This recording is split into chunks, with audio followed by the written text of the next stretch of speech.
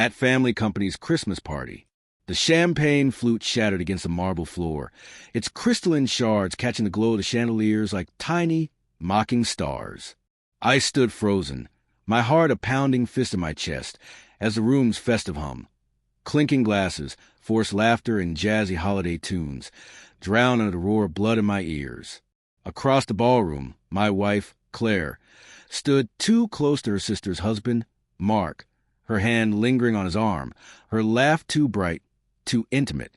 The company Christmas party, hosted by Claire's family empire, was supposed to be a night of celebration. Instead, it was the night I saw the truth I've been dodging for months. The ballroom glittered with opulence, golden lights strung across vaulted ceilings, tables draped in crimson velvet, and waiters weaving through the crowd with trays of caviar and Prosecco. Claire's family, the Harpers, owned Harper Industries, a sprawling manufacturing conglomerate, and they spared no expense to remind everyone of their wealth. I adjusted my tie, the silk suddenly suffocating, and scanned the room.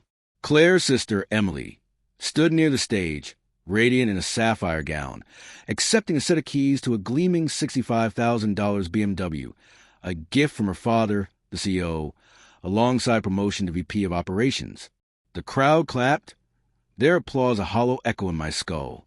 I, the loyal son-in-law who'd worked 80-hour weeks to prove my worth, got a handshake and a keep up the good work from the old man.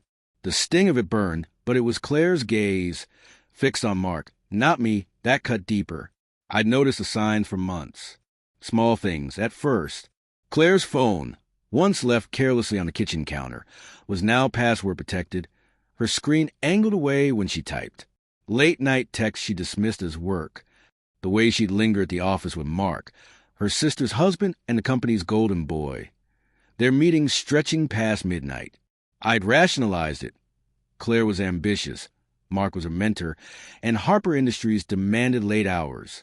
But standing there, watching her fingers graze his sleeve, her smile too warm, I couldn't lie to myself anymore. "Tom, you okay?" My co-worker, Greg, clapped a hand on my shoulder, his breath sour with whiskey. "You look like you saw a ghost." I forced a grin, my jaw tight, just taking it all in. My eyes flicked back to Claire. She hadn't noticed me watching. Mark leaned in, whispering something that made her laugh again, her head tilting back, exposing the curve of her neck. The sight twisted something primal in my gut. Jealousy, yes, but also a sickening curiosity. What was he saying? What did they share that I didn't? The band struck up a new song, a sultry rendition of Winter Wonderland, and the crowd shifted, couples pairing off to dance. I weaved through the throng, my pulse erratic, my dress shoes clicking against the polished floor. The air smelled of pine and expensive perfume, but it felt heavy, like a storm was brewing. I reached Claire just as Mark stepped away, his hand brushing her waist as he excused himself to the bar. She turned, startled, her green eyes catching the light. "Tom." Her voice was bright, but there was a flicker of something. Guilt? Fear? "Where have you been? I was looking for you." "Was you?" My tone came out sharper than I meant, and her smile faltered. "Seemed like you were pretty occupied." She tilted her head, her auburn hair catching the chandelier's glow. "What's that supposed to mean?" I opened my mouth, then closed it. The words, "Are you sleeping with him?" clogged my throat. Instead, I gestured vaguely at the crowd. Just quite the show tonight. Emily's new car, her promotion, must be nice. Claire's face softened, but there was a guarded edge to it. "You're upset about Dad's announcement. Tom, you know how he is. He's just showy. Your time will come." "My time." I snorted, the bitterness slipping out. 10 years at this company, Claire. 10 years, and I'm still the guy fetching coffee for your sister's husband. Her lips parted, but no words came. She reached for my hand, her fingers cool against my palm. "You're not invisible, Tom. I see you. I know how hard you work." "Do you?" The question hung between us, heavy with unspoken accusations. Her grip tightened, but her eyes darted away, toward the bar where Mark was laughing with a group of executives. My stomach churned. I wanted to believe her, to cling to the love we'd built over 12 years of marriage. But doubt gnawed at me, a relentless, burrowing thing. The night dragged on, each moment a slow drip of torture. I watched Claire and Mark like a hawk, cataloging every glance, every touch. A shared smile during the CEO's speech, a moment when their shoulders brushed as they passed a tray of hors d'oeuvres. Each one was a pinprick, building to a wound I couldn't ignore. By the time the party wound down, my head throbbed, my heart a bruised thing in my chest. "Let's get some air," I said, my voice low as the crowd thinned.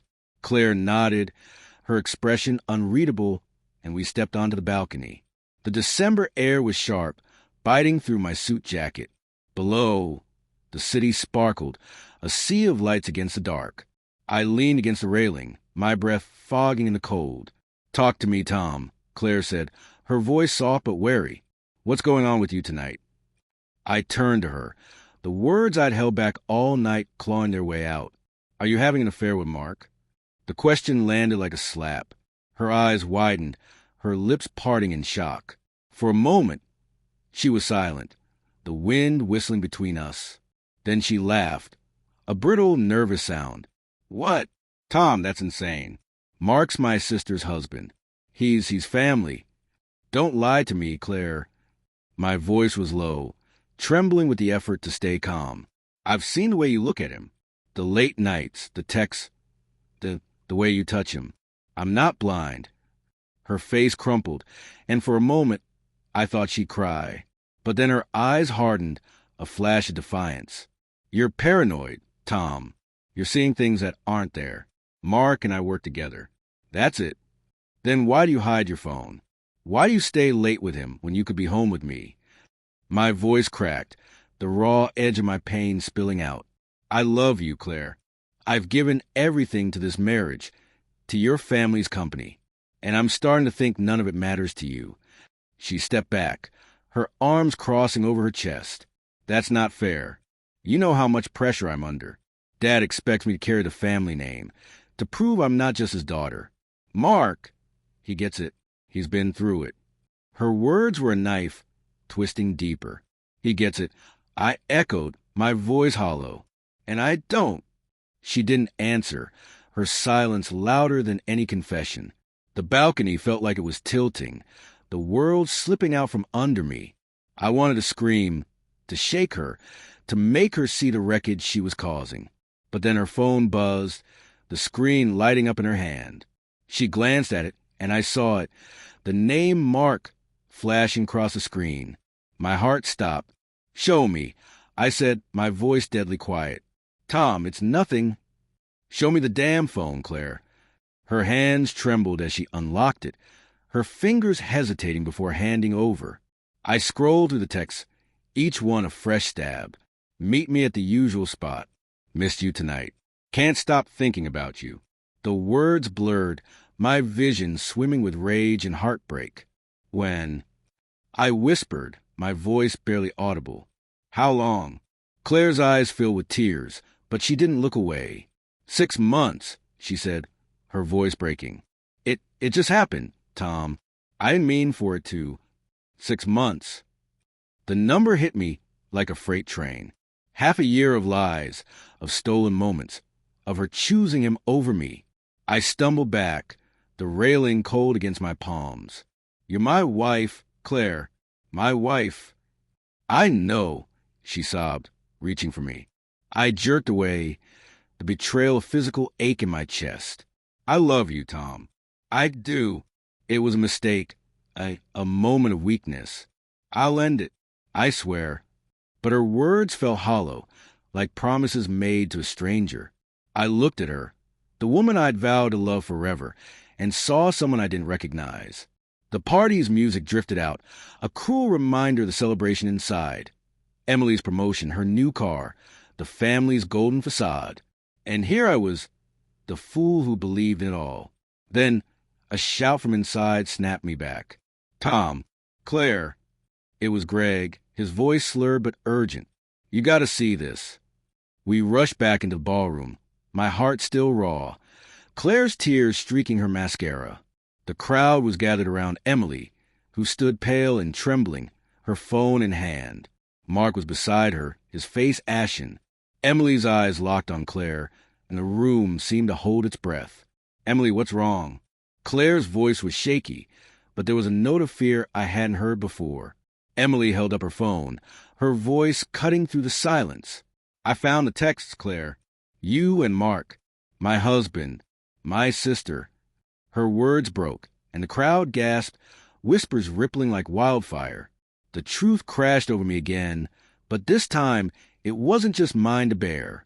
Emily's pain mirrored my own, her betrayal a twin to mine. Claire's face drained to color, her mouth opening and closing without sound. Mark stepped forward, his hands raised, but Emily shoved him away, her sob echoing in the stunned silence. I looked at Claire, then at Emily, the two sisters bound by blood and now torn apart by deceit. The family empire, the glittering facade, crumbled in that moment. And as I stood there, the man who'd given everything to belong, I realized a final twist. The betrayal wasn't just Claire's. It was the entire Harper family's, built on lies, ambition, and a willingness to sacrifice anyone for their own gain. I turned and walked away, the sound of Emily's cries and Claire's pleas fading behind me.